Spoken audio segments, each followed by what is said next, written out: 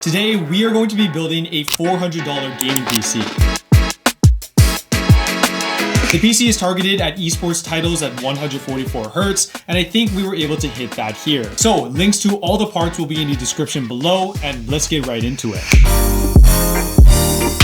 So starting with the CPU, we have the Ryzen 5 3600. Now this is a 6-core, 12-thread CPU that for the performance we're trying to get is actually a pretty solid contender. Of course, this chip is pretty old nowadays, but with the market being really bad right now, AM4 is still a very viable option. And for what we're targeting in esport games and trying to hit 144 Hz, going for something like this is definitely going to be fine as long as we're keeping everything at 1080p. Now I've been using this chip for a lot of builds this year and it really just hasn't let me down. On Amazon, you can currently get this for $75 that also comes with the Wraith Stealth cooler, so you pretty much have everything you need for the CPU. But yeah, for what we are targeting, it is a pretty good choice.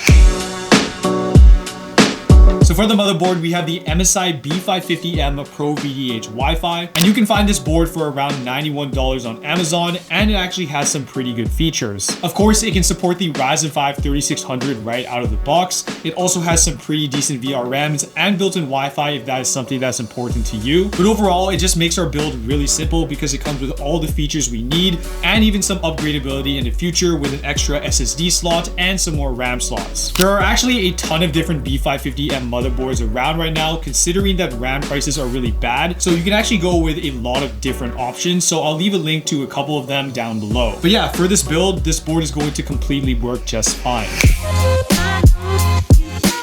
And now for the hard part, we have RAM, and the one I actually have here is the T-Force Delta RGB kit. It's a 16GB kit at 3600 megahertz, and if you guys are keeping up with the PC space, you're going to know that RAM prices are absolutely terrible right now. My last build actually was a $600 build where I featured a brand new DDR4 kit, and that was going for $105. Now, the way to get good prices on RAM is actually to go through the used market. So using sites like Facebook Marketplace, Craigslist, or even eBay to try to get some good prices is the way you should go right now. The one I have here is a 3600 megahertz kit, but for when you're searching, you really just want to aim for 3200 megahertz. Of course, 3600 megahertz will give a little bit better performance, but with how the market really is, 3200 megahertz is completely fine. But yeah, hopefully this RAM crisis does kind of end soon because building a brand new PC is really hard because of it. So for storage, we have the WD Blue SN5100 500GB SSD, but the one I actually have linked below is the Crucial P310, which pretty much has the exact same specs as this one, but for a better price. I've been using this SSD for a couple of my builds now, and it's actually just been solid overall, but the Crucial one is $10 cheaper. I'm not too sure why this one has gone up and that one has kind of stayed stagnant, but it is a better deal, and you're pretty much getting the exact same performance. Of course, 500GB isn't a lot of space, but with the market of SSDs actually going up right now, it's really hard to find a cheap 1TB option. So you can consider, saving some money and trying to go for a higher gigabyte version, or just going with this 500GB SSD and then using the extra SSD slot to add some more storage later. So for the case, we have the BitFenix Helios, and this is actually a pretty interesting case because for $33, you get a tempered side glass panel, 4 RGB fans, and a pretty decent looking case. Of course, there are some things that I actually don't like about it. The first one really that comes to mind is that the RGB fans in here are actually plugged in through Molex, which means that these are running at 100% pretty much at all times, which is annoying because if you're even doing something very simple like just browsing the web, the fans are just going at 100% all the time. Now, of course, for $33, it's really hard to complain, and you're getting the RGB lights that I know a lot of you guys like, but also just a really easy to build in case, which I think is a lot more important, especially for a price at this low. But I actually think this is only available in Canada. I actually picked it up at a local computer chain that we have around here, so I'm gonna leave the links to some other options down below, so for everyone in the States or around the world, you guys actually have some options as well.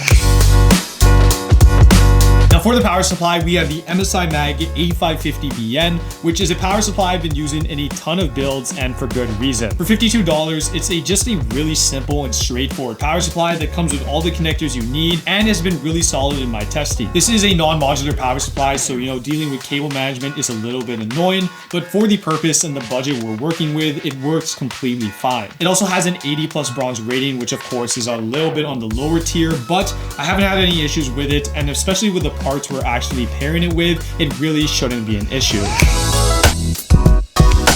And now for the most important part, we have the GPU, which is the GTX 1070. It's actually crazy to think that this GPU is pretty much 10 years old now, but what's surprising is that it has the same amount of VRAM as some of the newer cards like the RTX 5060 or even the RX 9060 XT 8GB variant. It has the exact same VRAM. Of course, there are different factors that actually go into making a card faster. I'm not saying that this 1070 is as fast as a 5060, but it's crazy that a GPU from 10 years ago has the exact same amount. But you can actually find these for around $60 to $70 on the used market. I would go with the kind of the same path of trying to use Facebook Marketplace, Craigslist, or eBay to try to get a good deal. But even though this is a 10-year-old GPU, for what we're targeting in esports games at high refresh rates, it actually is a pretty solid contender. The one I have here is an EVGA model, which I actually personally really like. EVGA doesn't really make cards anymore, so this is pretty sick to see. But for the benchmarks that you guys will see in a little bit here, it actually is still a pretty solid contender, especially for the $60 to $70 range.